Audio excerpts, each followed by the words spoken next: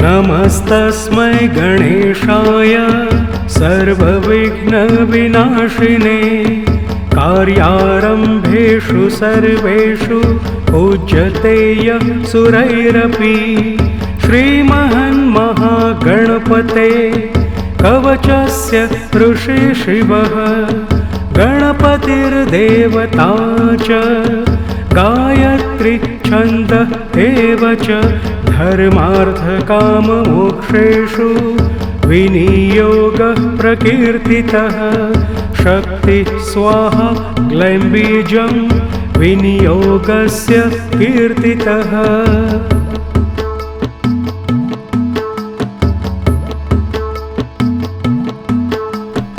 अथ न्यासः ॐ श्रीं ह्रीं क्लीं अङ्गोष्ठाभ्यां नमः। ग्लौं गं गणपतये तर्जनीभ्यां नमः। वरवरद मध्यमाभ्यां नमः। सर्वजनं मे अनामिकाभ्यां नमः। वशमाने कनिष्ठिकाभ्यां नमः। स्वाहा करतल करपृष्ठाभ्यां नमः। एवं हृदयादि न्यासः।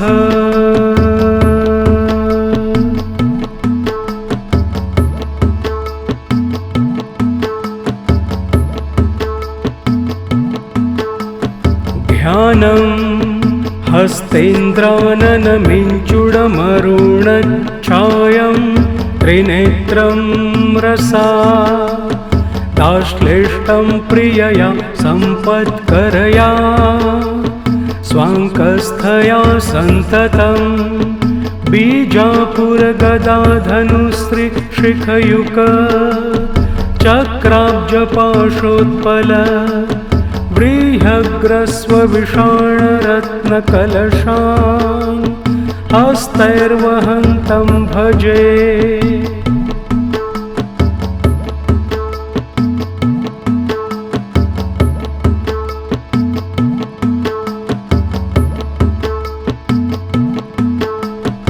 ॐ ब्रह्मबीजं शिरः पातु केवलं मुक्तिदायकम्। श्रीं बीजमक्षिणी पातु सर्वसिद्धिसमर्पकम्। हृल्लेखाश्रोत्रयो पातु सर्वशत्रुविनाशिनी। कामबीजं कपोलौ च सर्वदुष्टनिवारणम्।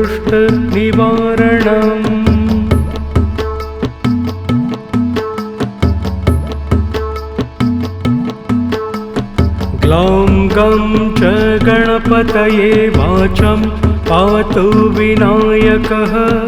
वरबीजं तथा जिह्वा वरदं हस्तयोस्तथा सर्वजनं मे च बाहुद्वयं कण्ठं गणेश्वरः। वशं मे पातु हृदयं पातु सिद्धीश्वरस्तथा।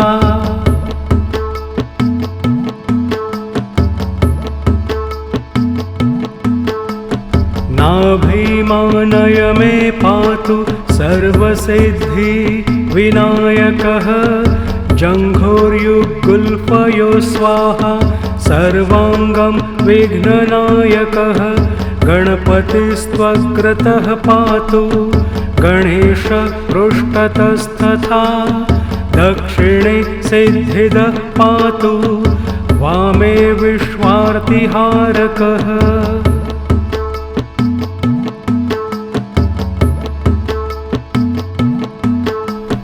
दुर्जयो रक्षतु प्राचामाग्नेयां गणपतस्तथा। दक्षिणस्यां गिरिजजो नैऋत्यां शम्भुनन्दनः। प्रतीचां स्थाणुजः पातु वायव्यामाखुवाहनः। कौबेर्यामीश्वर पातु ईशान्यामीश्वरात्मजः।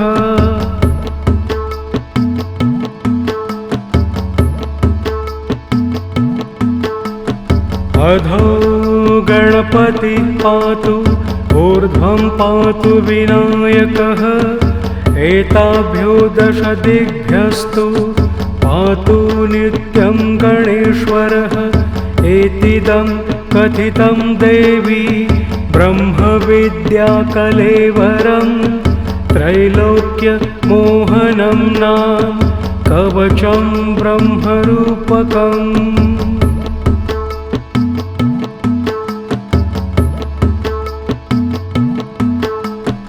इति गणपते त्रैलोक्य मोहन कवचं सम्पूर्णम्।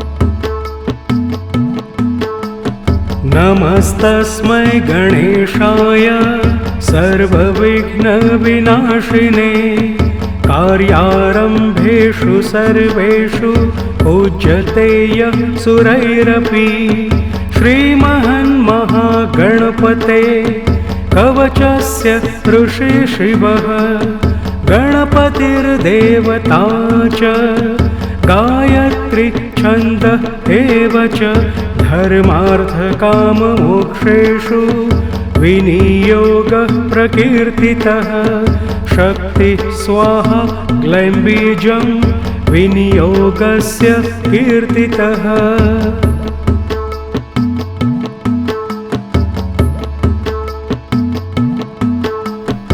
अथ न्यासः ॐ श्रीं ह्रीं क्लीं अंगोष्ठाभ्यां नमः ग्लौं गं गणपतये तर्जनीभ्यां नमः वरवरद मध्यमाभ्यां नमः सर्वजनं मे अनामिकाभ्यां नमः वशमाने कनिष्ठिकाभ्यां नमः स्वाहा करतल करपृष्ठाभ्यां नमः एवं हृदयादि न्यासः।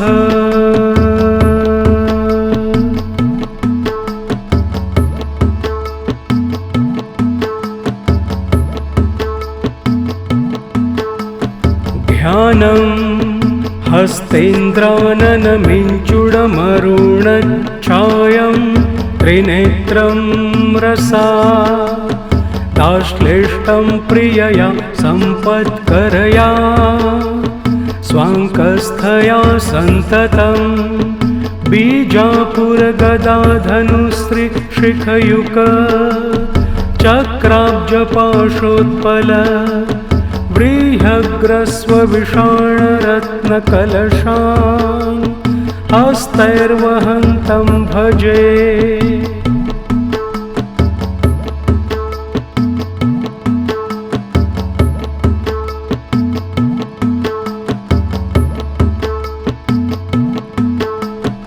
ॐ ब्रह्मबीजं शिरः पातु केवलं मुक्तिदायकं श्रीं बीजमक्षिणी पातु सर्वसिद्धिसमर्पकं हृल्लेखाश्रोत्रयो पातु सर्वशत्रुविनाशिनी कामबीजं कपोलौ च सर्वदुष्टनिवारणम्।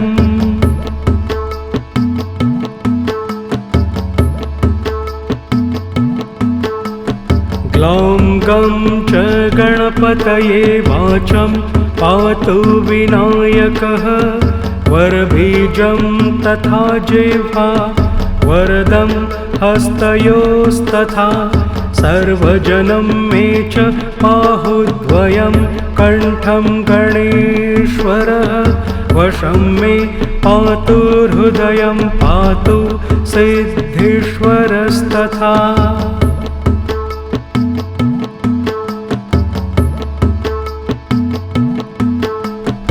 नाभिमानय मे पातु सर्वसिद्धि विनायकः जङ्घोर्युगुल्फयो स्वाहा सर्वाङ्गं विघ्ननायकः गणपतिस्त्वग्रतः पातु गणेश पृष्ठतस्तथा दक्षिणे सिद्धिदः पातु वामे विश्वार्तिहारकः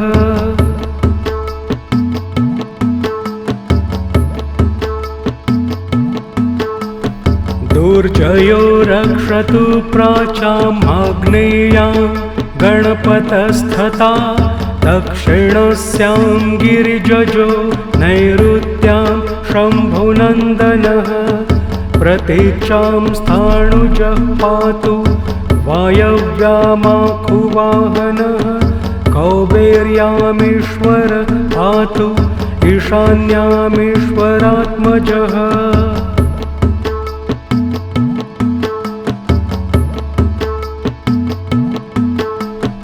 अधो गणपति पातु ऊर्ध्वं पातु विनायकः एताभ्यो दश दिग्भ्यस्तु पातु नित्यं गणेश्वरः एतिदं कथितं देवी ब्रह्मविद्याकलेवरं त्रैलोक्यमोहनं नाम कवचं ब्रह्मरूपकम्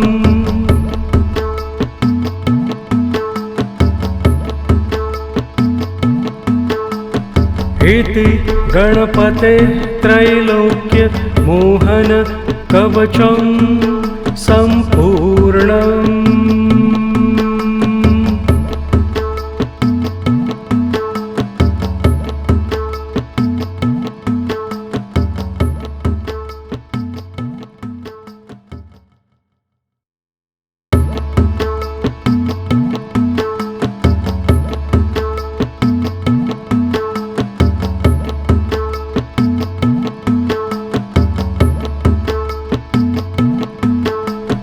नमस्तस्मै गणेशाय सर्वविघ्नविनाशिने कार्यारम्भेषु सर्वेषु पूज्यते यः सुरैरपि श्रीमन्महागणपते कवचस्य ऋषि शिवः गणपतिर्देवता च गायत्री छन्दः एव च धर्मार्थकाममोक्षेषु विनियोगः प्रकीर्तितः शक्ति स्वाहा ग्लैं बीजं विनियोगस्य कीर्तितः।